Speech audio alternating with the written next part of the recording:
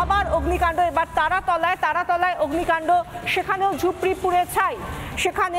পুড়ে ছাই, একটার পর একটা জায়গা আমরা দেখতে পাচ্ছি। এবার তারাতলায় ঝুপড়ি পুড়ে ছাই, নারকেলডাঙ্গার পর তারাতলা বিধ্বংসী অগ্নিকাণ্ড। 48 ঘন্টার মধ্যে ফের ঝুপড়িতে ভয়াবহ আগুন, 40টি ঝুপড়ি প্রায় পুড়ে শেষ হয়ে গিয়েছে বলে জানা যাচ্ছে। আর বিস্তারিত জানাবেন আমাদের সঙ্গে রয়েছেন আমাদের প্রতিনিধি পিঙ্কি অধিকারী।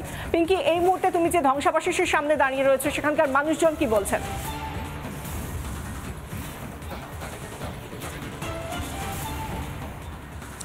দেখো বিশাখা, গতকাল আগুন লাগে এই তারাতলা সিপিটি বিল্ডিং এর কাছে, মূলত এই বস্তিতে, এবং তুমি দেখতে পাচ্ছ এতটাই তীব্র আগুন ছিল এবং আগুনের ভয়াবহতা ছিল যে বড় বড় যে আলমারিগুলো সেগুলো তুপড়ে পড়ে রয়েছে, এবং যে সমস্ত বাড়িগুলো, এখানে 40টির কাছাকাছি প্রায় ঝুপড়ি বস্তি ছিল যেগুলো প্লাস্টিক কাভার দেওয়া ছিল, টিন উপরে দেওয়া ছিল, সেগুলো কার্যত ধূলিসাৎ হয়ে গিয়েছে। কিছু আর বেঁচে নেই বললেই ভালো হয়, তার কারণ বহু মানুষের জমানো যে পুঁজি, সেই পুঁজি পুড়ে গিয়েছে। এবং যে সমস্ত সামগ্রী ছিল, তুমি দেখতে পাচ্ছ রান্নাঘর, কেউ রান্না বসিয়েছিলেন, এখনো পর্যন্ত সেই হাঁড়ি ওই অবস্থাতেই পড়ে রয়েছে। আমি একটু দেখানোর চেষ্টা করব। এখানে সম্ভবত কোনো একটি গ্যাস সিলিন্ডার ছিল, সেটাও ব্লাস্ট করেছে, এবং হাঁড়ি এখনও বসানো রয়েছে, রান্না করছিলেন কেউ একজন, এবং সেই অবস্থাতেই প্রাণ বাঁচিয়ে তাদেরকে দৌড়াতে হয়েছে। বাচ্চা সঙ্গে বুড়ো যারা ছিলেন তাদেরকে নিয়ে চলে গিয়েছেন। সঙ্গে সম্পদ বলতে বা প্রয়োজনীয় জিনিস বলতে সামান্য খাবারটুকু পর্যন্ত নিতে পারেননি, কোনো রকমে তারা পালিয়ে গিয়েছেন, এবং সিলিন্ডার তারপর পর ব্লাস্ট হতে শুরু করে। তুমি এখন দেখতে পাচ্ছ একদিকে এইভাবে ছড়িয়ে ছিটিয়ে পড়ে রয়েছে, এবং আরও একটা যে ছবিটা না দেখালেই রয় বিশাখা, একটু গাছগুলো দেখাও।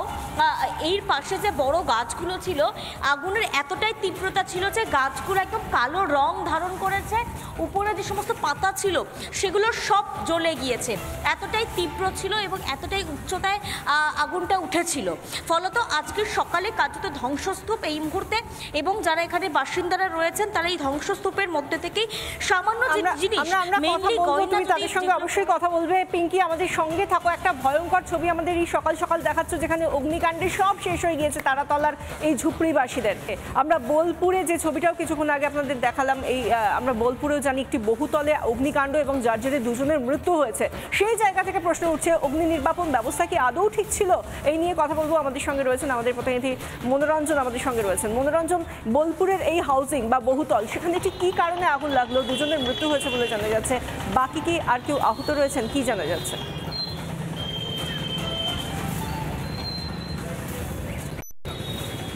দেখো তো বিশাখা, তোমায় বলবো, এই হচ্ছে সেই বহুতল, যে বহুতল গতকাল রাতে আগুন ধরে যায়, এবং এই আগুনে কিন্তু দুজনের মৃত্যু হয়েছে, যারা সেকেন্ড ফ্লোরের বাসিন্দা বলে আমরা জানতে পারছি। আহত রয়েছেন আরও বেশ কয়েকজন।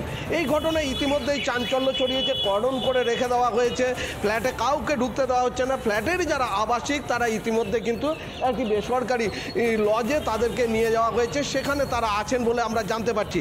কিন্তু কিভাবে আগুন লাগলো, এই হচ্ছে আমার ভিডিও জার্নালিস্ট দেখাচ্ছে। দেখো, এই হচ্ছে ফ্ল্যাটে ঢোকার মূল রাস্তা, এবং এখান দিয়েই কিন্তু কাল ঢোকা হচ্ছিল। সাধারণ যারা ফ্ল্যাটের বাসিন্দা তারা কিন্তু এখান দিয়ে ঢুকেছিলেন, কেউ জানতেন না যে কি অপেক্ষা করে আছে। যেটা আমরা জানতে পারছি, এই ফ্ল্যাটেরই একজন থার্ড ফ্লোরের বাসিন্দা, তিনি আমাদেরকে যেটা বলছিলেন যে শর্ট সার্কিট থেকে আগুন লাগে এবং ধোঁয়া ভেতর দিয়ে ঢুকতে থাকে হু হু করে, সিঁড়ি দিয়ে এবং লিফট দিয়ে যখন হু হু করে ধোঁয়া ঢুকতে থাকে, আতঙ্কে মানুষজন নেমে আসছিলেন। সেই সময়ই কিন্তু আগুনের তাপে দুজনের মৃত্যু হয়। আমি একটু এখানে এই যে দোকানে যারা রয়েছেন, দাদা একটু কথা বলবো আপনাদের সাথে, যেহেতু একদম পাশে আপনাদের দোকান রয়েছে, এবং কাল যখন আগুন লাগলো তখন আপনারা তো ছিলেন, আপনারা তো উদ্ধার কাজে হাত লাগিয়েছিলেন যখন আগুন লাগলো। হ্যাঁ, কিভাবে লাগলো? ইলেকট্রিক শর্ট হয়ে গেছে। আচ্ছা, কি দেখলেন বলুন তো? যখন আমরা ভিতরে ঢুকতে পারিনি, শুধু কালো ধোঁয়া, আচ্ছা, আর কিছু নয়। কতজন আহত হয়েছে? আমরা শুনেছি দুজন, আবার দুজনের মৃত্যু হয়েছে। হ্যাঁ, আর 5-6 জন তো এমনি আহত হয়েছে, হাসপাতালে ভর্তি হয়েছে। কি দৃশ্য ছিল সেই সময়টা যখন আগুন দৃশ্য লাগলো? দেখা যায় না এরকম দৃশ্য। অর্থাৎ দেখো উনি কিন্তু এই উদ্ধার কাজে হাত লাগিয়েছিলেন, একদম ঠিক ফ্ল্যাটের পাশেই দোকান তার, এবং এই যে দোকানের কর্মচারী তিনি, এবং তিনি যেটা বলছেন যে সেই দৃশ্যটা দেখা যাচ্ছে না। সত্যিতে আমি কথা বলছিলাম কিছুক্ষণ আগে যে এই ফ্ল্যাটের তিতলের যিনি বাসিন্দা তার সাথে, এবং তিনিও কিন্তু এই একই কথা বলছিলেন যে যেভাবে হু হু করে এই রাস্তা দেখো, আমি দেখাচ্ছি ফ্ল্যাটের ওই যে দেখা যাচ্ছে যে ক্রসিবল গ্রিল, সেদিক দিয়ে মূলত ঢোকার জায়গা এন্ট্রান্স, এবং সেখান দিয়ে কিন্তু সেখান দিয়ে ঠিক আগুন লাগে এবং এখনও পর্যন্ত কালো হয়ে রয়েছে দেখো জায়গা, এবং শর্ট সার্কিট থেকে মূলত আগুন লেগেছে বলে প্রাথমিকভাবে অনুমান করা হচ্ছে। কারণ যে ফ্ল্যাটের ভেতরে, কোনো ফ্ল্যাটের ভেতরে কিন্তু আগুন লাগেনি, এই ঠিক বেরোবার যেটা পয়েন্ট অর্থাৎ এন্ট্রি পয়েন্ট এবং বেরিয়ে আসার যে দরজা, সেই যেরকম জায়গাতেই কিন্তু মিটার বক্স থেকে মূলত আগুন ধরে যায়, এবং তারপর ধোঁয়া, যে কালো ধোঁয়া সেটা ভেতরে ঢুকে যায়। তখনই মানুষের মধ্যে আতঙ্ক তৈরি হয় যে কিভাবে তারা বেরোবেন। কিন্তু প্রশ্ন বিশাখা একটা উঠছে, এই যে গগনচুম্বী একের পর এক বহুতল গড়ে উঠছে সে তো বীরভূমের বিভিন্ন জায়গায়, সেই বহুতলগুলোর অগ্নি নির্বাপন ব্যবস্থা কি রয়েছে তা কি খতিয়ে দেখা হয়? যখন এই সমস্ত বহুতল তৈরি হচ্ছে, যখন অনুমতি দেওয়া হচ্ছে, তখন কি আদৌ অনুমতি দেওয়া হয়েছে? আমরা শুধু কলকাতায় দেখে থাকি বা কলকাতার আশপাশে দেখে থাকি, এখন বোলপুরে হোক বা বীরভূমের আশপাশে এভাবে তৈরি হচ্ছে, তার অগ্নি নির্বাপন ছাড়পত্র আদতে থাকছে কি? এই সমস্ত বিষয় নিয়ে এই বহুতলে অগ্নিকাণ্ড, 2 জনের মৃত্যু, 5 জনের আহত হওয়া, সমস্ত কিছু নতুন করে প্রশ্ন তুলছে। মনোরঞ্জন এবং পিঙ্কি, তোমাদের দুজনকেই ধন্যবাদ। দুদিক থেকে আমরা দুটো অগ্নিকাণ্ডের খবর তুলে ধরলাম এবং সেখানকার ধ্বংসের ছবি তুলে ধরলেন আমাদের প্রতিনিধিরা। নানা ধরনের কন্টেন্ট দেখার জন্য লাইক করুন, শেয়ার করুন আমাদের ফেসবুক পেজ, সাবস্ক্রাইব করুন আমাদের ইউটিউব চ্যানেল। পাশাপাশি অন্যান্য ব্রেকিং নিউজের জন্য অবশ্যই চোখ রাখুন রিপাবলিক বাংলায়।